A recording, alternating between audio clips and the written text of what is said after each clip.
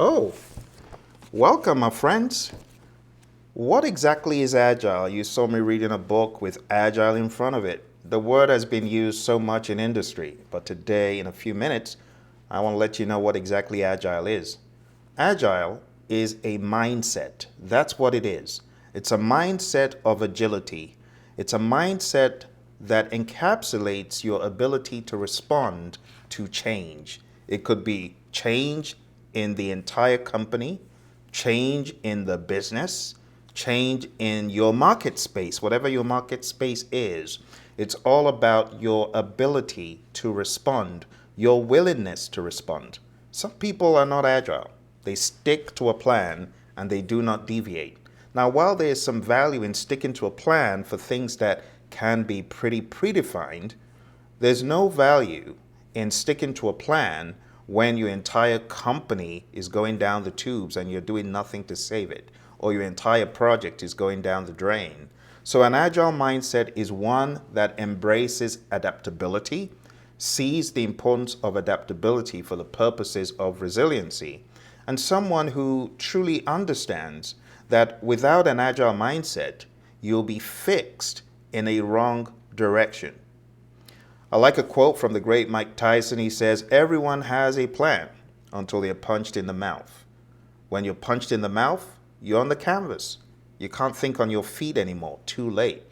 You don't want to be in that position." So, as a professional, whether a project manager or a product manager, always be on the lookout for how to be nimble and how to adapt, and even how to be quick when you're doing it. Because a lot of the laggards in the industry are not even here anymore to tell you their mistakes. Case in point, the likes of Blockbuster, where are they today? Take a look at the likes of Kodak. Even though they are still in industry somewhat, it's nothing like before. But you see those who understood the future of technology. For photography, for example, being done on your iPad or your smartphone, the likes of Apple, go talk to them. They understand the importance of being adaptable. Right from the time when Steve Jobs was in Apple, rest his soul, he developed that mindset of adaptability to the market. And he was quite shrewd. Remember his trip to the Xerox park when he saw the mouse and knew what to do with it? That's being agile. That's being on the lookout for what is most important and what is most relevant and adapting to embrace it, to be the leader in that space. Now, as a project manager, when you manage projects, you should also ask yourself this question: how can I be agile in my delivery, in my planning, in my thinking, in my collaborations? Just think that for a second, and you'll find yourself coming up with ways to be agile even without any agile training. A simple question: how do you become more agile in crossing the road? Well, have your wits about you, right? Be aware of what's going on and be ready to adapt.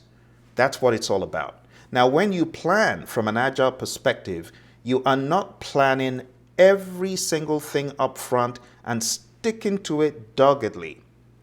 While there could be value in that on very big, high ticket projects that could affect human lives, doing this every single project and endeavor could be a little bit harmful, maybe even very harmful, not only to your project, but your entire organization.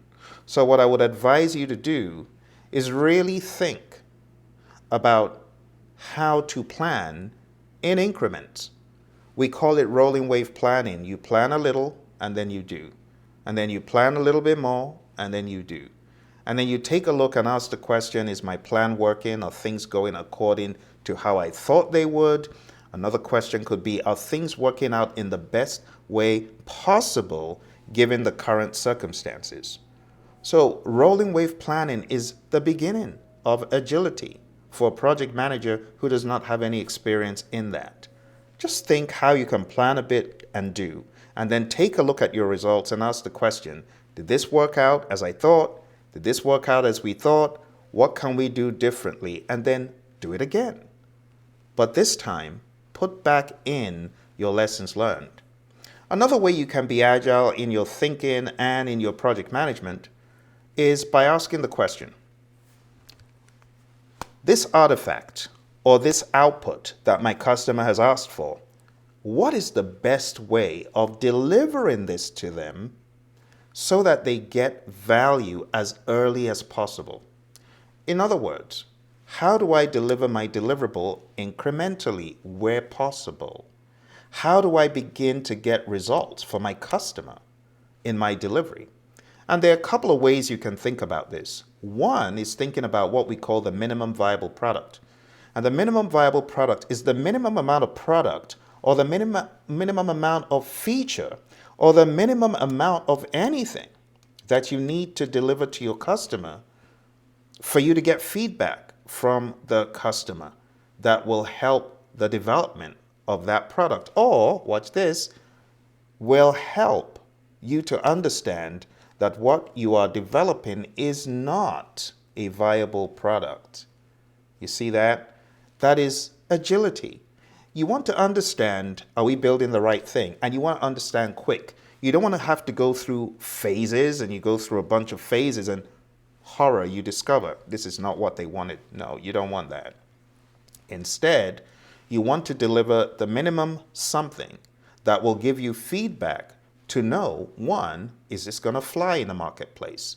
Is this what my customer wants? And through the minimum viable product, we call it the MVP, you've got intelligence to guide you in your activities, in your efforts. Now, on top of that, you should also ask the question, what is the smallest amount of functionality or feature that I need to put into a product to at least ship it? Or what is the minimum amount of feature that my customer would find value from and begin to use it immediately? See, these are some of the questions you should be asking yourself as a project manager to be more agile. Now, to go to the next level of agility, we need to talk about the Agile manifesto. And we're going to take a look at the concept of agility from the lens of the Agile manifesto. We're going to talk about principles. We're going to talk about values. Okay, so I want you to journey with me as we take a look at this. We're going to a website, and the website is called agilemanifesto.org. And we're going to take a look at the Agile Manifesto. I would advise taking a look at this channel or the associated channels to understand what exactly the Agile Manifesto is. Okay, are you ready? Let's go there. All right, so the Agile Manifesto for software development, you see it here. This was developed by people in the world of software predominantly, and they were looking for better ways of developing software. But even though it started in software, it has grown into all manner of organizations. Software, hardware, products, services, results, you name it. You can use this thinking and these concepts to be agile. It says, we are uncovering better ways of developing software by doing it and helping others do it. Through this work, we have come to value. I would replace the word software with product, right? Because agile has evolved. So, we are uncovering better ways of developing product by doing it and helping others do it. Through this work, we have come to value individuals and interactions over processes and tools, working software over comprehensive documentation, customer collaboration over contract negotiation, responding to change over following a plan. So let's stop right there. These are values for anyone who is keen, serious about being agile. You really want to be agile, think more about people, individuals. Think about how people interact. Because no matter the processes and tools you have in place, if people are not interacting at the level of excellence, you get rubbish. The second one says working product over comprehensive documentation. In other words, we should value delivering a working product that will delight our customer over comprehensive documentation. And to be quite honest, on a lot of projects, the documents that we work on, from my experience, A lot of them are not needed. You could still get by without those documents, and you could be focusing on delivering a working product. The third one, customer collaboration over contract negotiation. Again, it's a human-centered approach where you're thinking more about the customer than haggling over a contract. You're thinking more like, how can I help my customer? How can I add value to my customer? How can I help my customer win? Versus, how do I get my next change order? See, one mindset is one of we, the other one is one of me. Lastly, responding to change over following a plan. Remember the quote from Mike Tyson? Have a plan, but be ready to move from the plan, because you got to respond to change, especially in the face of adversity and emergency. Now let's take a look at the 12 principles behind the Agile manifesto. Our highest priority is to satisfy the customer. Just take in that sentence. It changes your state when your mindset becomes one of customer success, helping the customer win. The next one says, welcome changing requirements, even late in development. Why? Because of the customer's competitive advantage. The next one, deliver working software. In other words, deliver working product frequently from a couple of weeks to a couple of months with a preference to a shorter time scale. Why do you want to deliver a product frequently in increments? One, feedback. You get feedback if you're building the right stuff or the wrong stuff. Also, your customer begins to get value quicker than waiting for a one-year project to be done and then you deliver everything all at once and technologies have passed you by, the marketplace has changed, the conditions have changed, the stakeholders have changed, the people in the company are all different. No, you don't want that. So as much as possible, you want to deliver frequently and early. Business people and developers must work together daily throughout the project. So if you want to work in an agile fashion, you should be working with the business closely through a product owner or someone like that. Build projects around motivated individuals. Give them the environment and support they need and trust them to get the job done. This is common sense. How would you like to have a demotivated team? A team that feels browbeaten? A team that is being led by the epitome of a Theory X manager? That's no good. You want your team to feel valued, and then they give you good stuff. When you give good stuff to your people, they give you greater stuff in return. That's the way it works. The most efficient and effective method of conveying information to and within a development team is face-to-face conversation. Professor Emeritus Albert Mehrabian did some experiments at UCLA where he discovered when you're trying to communicate empathy, something that has a heartfelt message underlying it, it is best to do it with a face-to-face element, with a body language element, with a visual accompaniment. So when you're communicating empathy, something heartfelt, emotions, 55% of what you're communicating is really in the body language. 7% is the words. You know, you often hear talk is cheap. Well, it is. And that's why you want the body language to make it robust. And then tone of voice is 38%. That's huge. And therefore, in the world of Agile, if you really want to communicate effectively, have that body language. Have that tone of voice. Don't just send an email. And that's really all this is saying. Working software is a primary measure of progress. In other words, working product is the primary measure of progress. Your customer doesn't care if you're 99.9999% done on the dates due. All they know is you should have been done and you're not. So get a working product, not promises, not schedules showing 99.9. Agile processes promote sustainable development. The sponsors, developers, and users should be able to maintain a constant pace indefinitely.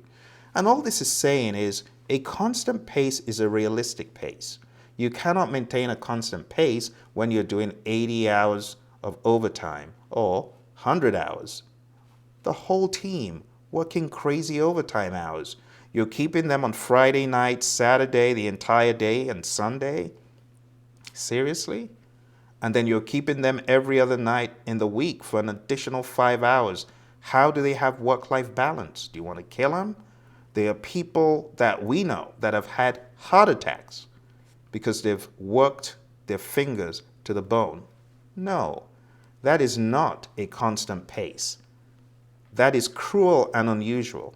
So the idea in Agile is balance, constant pace, something that is repeatable, and then we know we can do this indefinitely. And there's a lot more that goes into this. We look at velocity, we look at what we've done over the long haul, and we take a line of best fit in order to predict what we know we can do. The next one says, continuous attention to technical excellence and good design enhances agility. What is agility? It's a mindset. It's a mindset of being able to adapt. It's also a mindset of being lean, a mindset of avoiding waste, getting rid of the baggage. That's what it's all about. So when you think about technical excellence, it points towards excellence in how you do things, whether you're in the food service industry, you could be a food technician, you could be a gaming engineer, you could be a construction engineer, you could be a healthcare worker, whatever you do, there is an element of technicality. And what we're saying is technical excellence is important. Also, good design is important.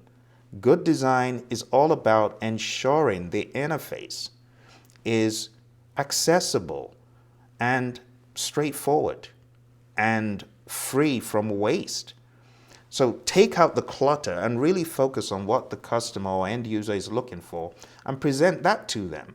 Present it in an appealing, simple, easy, but innovative manner. That's really all this is saying. And that enhances agility. At the end of the day, you're not going to get request upon request because your interface, your design, it doesn't cut it. And you keep doing rework. That's not agility. The next one says simplicity. The art of maximizing the amount of work not done is essential. Again, keep it simple. Keep it brief. There's no need to go off on a rabbit trail documenting and documenting and documenting when it could have been a one-pager. Some folks have a habit of just creating documents for document's sake. It's a bad practice. Busy work. Don't do it. That's really what this is saying. The best architectures, requirements, and designs emerge from self-organizing teams. The power of a self-organizing team, when you give them that autonomy and support and they know they own it, they will give you the best. The final one is at regular intervals, the team reflects on how to become more effective, then tunes and adjusts its behavior accordingly. And all this is saying is at the end of a sprint or an iteration, as we call it in the world of Agile, the team should have a retrospective. What did we do well? What didn't we do so well? What can we do better? What are certain items that we're going to work on in the next iteration to improve on? And it's that constant, continuous improvement mantra, just like the PDCA, doing it in cycles across sprints. That's the idea. Okay? So my friends, I hope you have found this to be useful. This is really what Agile is about. It's a way of thinking. It's a way of being nimble in how you process information and how you adapt to the situation at hand. If you enjoy this, I would appreciate a thumbs up, share it on your social media, and if you've got any questions about this, please let me know. This is but the beginning of our conversations in Agile. We'll talk a little bit more about how you can take these principles and apply them through practices. Because principles are one thing, right? Practices are another. Frameworks, methods, and things like that. I'll see you in the next episode.